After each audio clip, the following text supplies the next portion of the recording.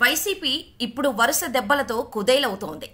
ఒకడు మొన్న మాజీ ఎమ్మెల్యే ఏకంగా బాలిక పట్ల అసభ్యంగా ప్రవర్తించి జైలుకు వెళ్లాడు. ఇప్పుడు ఏకంగా వైసీపీలో కింగ్ ఆఫ్ ద రింగుగా వెలుగొందిన ఎంపీ విజయసాయిరెడ్డిపై ఓ ఫిర్యాదు యావత్ ఏపీ పాలిటిక్స్ ని షేక్ చేస్తోంది. అదేమంటే ఏపీ దేవాదాయ శాఖ అసిస్టెంట్ కమిషనర్ శాంతిపై ఆమె భర్త మదన్ మోహన్ సంచలన ఫిర్యాదు చేశారు. దేవాదాయ శాఖ కమిషనర్ సత్యనారాయణకు కంప్లైంట్ చేశారు. అదేమంటే తన వ్యక్తిగత విషయాన్ని కమిషనర్కు ఫిర్యాదు చేయటం ఇక్కడ హాట్ టాపిక్. ఆయన కంప్లైంట్ చేయాల్సింది పోలీసులకు కదా అనే కామెంట్ వినిపిస్తోంది. అదేమంటే నా భార్య దేవాదాయ శాఖ అసిస్టెంట్ కమిషనర్ శాంతి ఇప్పుడు గర్భవతి, కానీ ఆమె గర్భానికి నేను మాత్రం కారణం కాదు. అందుకు కారణం వైసీపీ ఎంపీ విజయసాయిరెడ్డి, గవర్నమెంట్ లాయర్గా ఉన్న సుభాష్ లేనని నా అనుమానం. నా భార్య అక్రమ సంతానానికి తండ్రెవరో దయచేసి చెప్పాలని కమిషనర్కు ఫిర్యాదు చేశాడు భర్త మదన్ మోహన్. దీంతో వైసీపీ ఎంపీ గతంలో దేవాదాయ శాఖ అసిస్టెంట్ కమిషనర్గా ఉన్న శాంతితో కూడిన ఫోటోలు ఇప్పుడు సోషల్ మీడియాలో హల్చల్ చేస్తున్నాయి. అంతేకాదు, ట్విట్టర్లో వైసీపీ నేత విజయసాయిరెడ్డి పెట్టిన పోస్టులకు తరచూ శాంతి రిప్లై ఇచ్చేవారు. అవి కూడా వైరల్గా మారాయి. అయితే రిప్లైలు ఇచ్చినంత మాత్రాన ఆమె తప్పని కాదు. కానీ ఒక వర్గం విజయసాయిరెడ్డిని టార్గెట్ చేస్తూ మహిళాధికారిని మధ్యలో అవమానీయంగా క్యారెక్టర్ను దెబ్బతీస్తున్నారనే కామెంట్స్ కూడా వినిపిస్తున్నాయి. అయితే ఇప్పటికే శాంతి సస్పెన్షన్కు గురయ్యారు.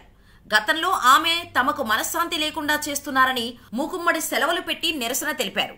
దీంతో ప్రభుత్వం సీరియస్గా తీసుకొని నోటీసులు జారీ చేసింది. తర్వాత సస్పెన్షన్కు గురయ్యారామె.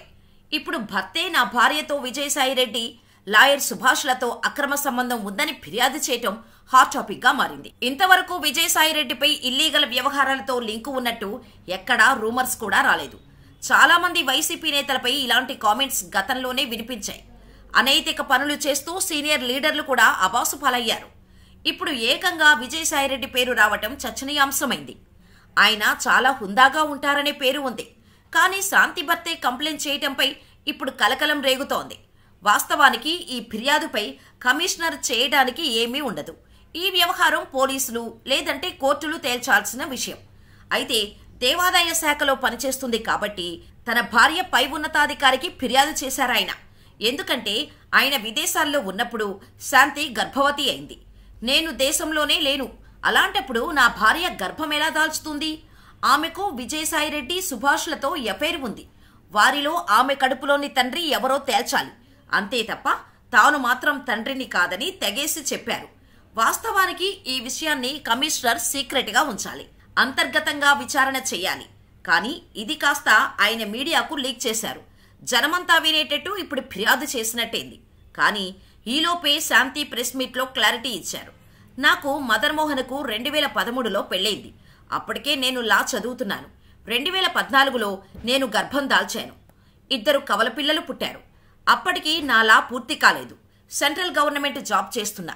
నా భర్తతో కలిసి విదేశాల్లో చదువుకునేందుకు గిరిజన సంక్షేమ శాఖ పరిధిలోని విదేశాల్లో విద్యకు సాయం చేసేందుకు అప్లై చేసుకున్నా. మదన్ మోహన్ సెలెక్ట్ అయ్యారు. అయినప్పటికీ కేంద్ర ప్రభుత్వ ఉద్యోగి. నేను మాత్రం ఎంపిక కాలేదు. ఆ తర్వాత ఆయన నన్ను చాలా ఇబ్బంది పెట్టారు. పిల్లలయ్యాక నన్ను వేధించారు. తర్వాత చదువు కోసం విదేశాలకు వెళ్లారు.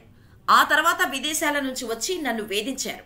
లా పూర్తయ్యాక హైదరాబాద్లో 2 కోర్టుల్లో 2 సీనియర్ లాయర్ల దగ్గర నేను ప్రాక్టీస్ చేశాను.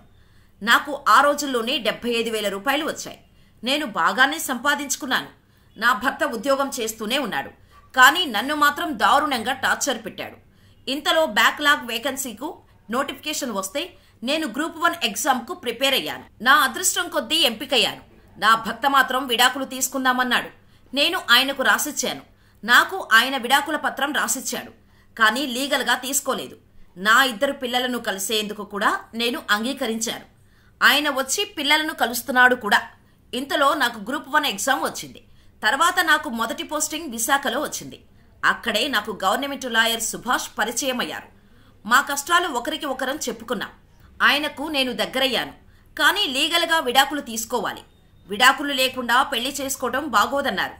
దాంతో నేను మా ఆయన ఇద్దరం కలిసి 2023 ఏప్రిల్లో కోర్టులో అప్లై చేశాం.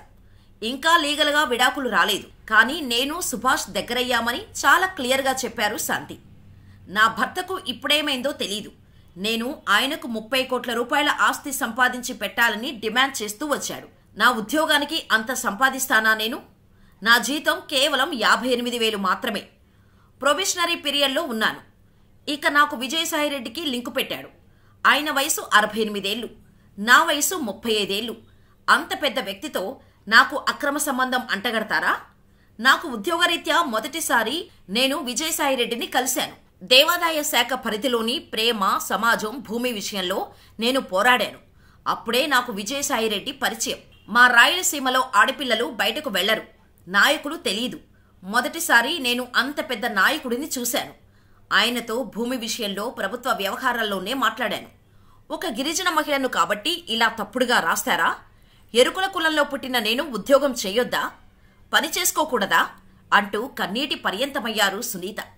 గిరిజన మహిళను కాబట్టే నన్ను టార్గెట్ చేశారు. 100 కోట్లు సంపాదించానని ఆంధ్రజ్యోతిలో రాశారు. అందులో 35 కోట్లు మదన్ మోహన్ అడుగుతున్నారు. నన్ను ఒక అధికారి చేయి పట్టుకుని తప్పుగా ప్రవర్తిస్తే ఎవడేవురా నువ్వు అని నిలదీశాను. అతని మీదే ఇసుక పోశాను. తప్పుగా ప్రవర్తిస్తే మీరు మాత్రం ఊరుకుంటారా అంటూ శాంతి కన్నీళ్లు పెట్టుకున్నారు. నా మీదే ఇష్టం వచ్చినట్టుగా వార్తలు రాస్తున్నారు. కక్ష కట్టి సస్పెండ్ చేయించారు. సస్పెన్షన్లో ఉన్న నేను సిటీ దాటి వెళ్లొద్దని ఆదేశించారు. నా భర్త డబ్బు కోసం ఇలా నా పరువు తీసేందుకు విజయసాయిరెడ్డితో లింకు పెట్టారు. నాకు ప్రభుత్వ ప్లేడర్కు స్నేహం ఉంది. మేము దగ్గరయ్యాం. కానీ ఇలా తప్పుడు వార్తలను ఎవరో చెబితే మీరు రాస్తారా? కనీసం నా వివరణ కూడా మీరు తీసుకోలేదు. ఎవరికి ఇష్టం వచ్చినట్టు వారు రాశారు. ఇది నా క్యారెక్టర్ను దెబ్బతీసేందుకు ఇలా చేశారని ఆరోపించారు శాంతి. మొత్తం మీద శాంతి క్లారిటీతో ఈ గొడవకు క్లారిటీ వచ్చినట్టయింది. కానీ నా భర్త భార్య మీద అభాండాలు వేయటానికి వేరే వ్యక్తులను లాగి ఆమె క్యారెక్టర్ను దెబ్బతీసే ప్రయత్నం చేయడం తప్పు. కావాలంటే ఆమెతో పోరాడాలి, లేదంటే మరో విధంగా ఫిర్యాదు చేయొచ్చు.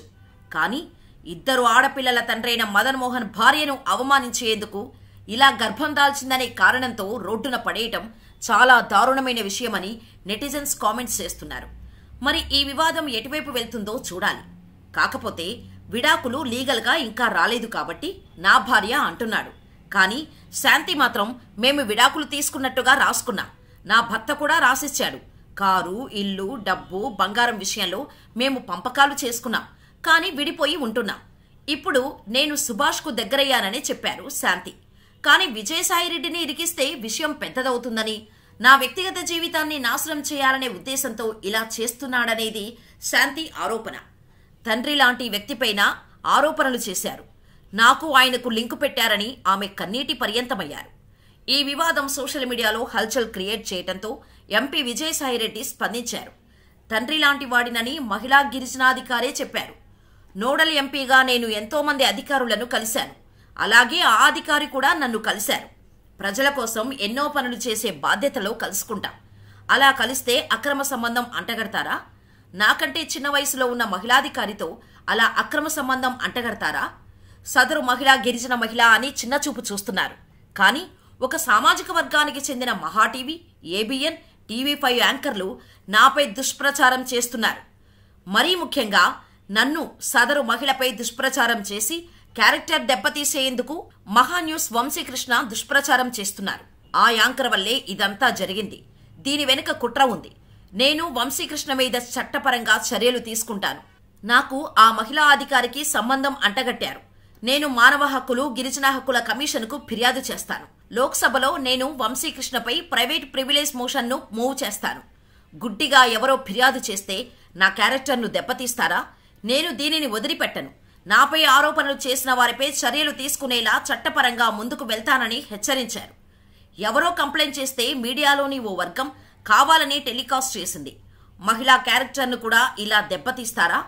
మీకు అక్కా చెల్లెళ్ళు, అమ్మ లేరా అంటూ విజయసాయిరెడ్డి తీవ్రంగా స్పందించారు. నిజంగా అమ్మ, అబ్బకు పుట్టి ఉంటే ముందు వెనక ఆలోచించకుండా ఇలా దారుణంగా, అవమానకరంగా వార్తలు ప్రసారం చేస్తారా అని ఫైర్ అయ్యారాయన.